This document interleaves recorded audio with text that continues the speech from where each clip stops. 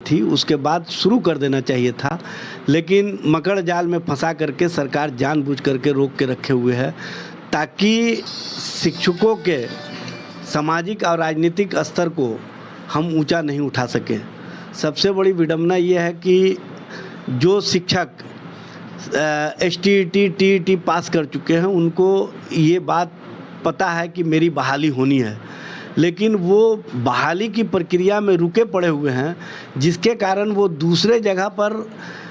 Competition exam में भी भाग नहीं ले रहे हैं, कहीं और रोज़गार के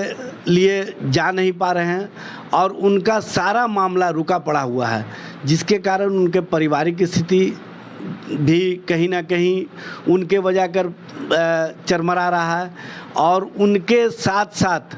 उनका जो स्थिति है वो मानसिक रूप से भी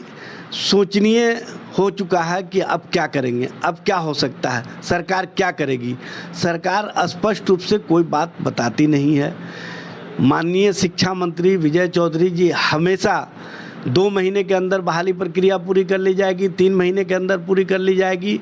और ये कहते कहते आज सरकार बने हुए लगभग 1.5 साल हो गए, अब तक बहाली की प्रक्रिया को पूरी तरह से अमल में नहीं लाया जा सका और शायद हमको लगता है कि 2024 के चुनाव से पहले इसको अमल में लाया जाएगा ताकि इसको चुनावी रूप से भुनाया जा सके। लेकिन राष्ट्रीय जनता दल इस बात के प्रति संकल्पित है कि जो भी शिक्षक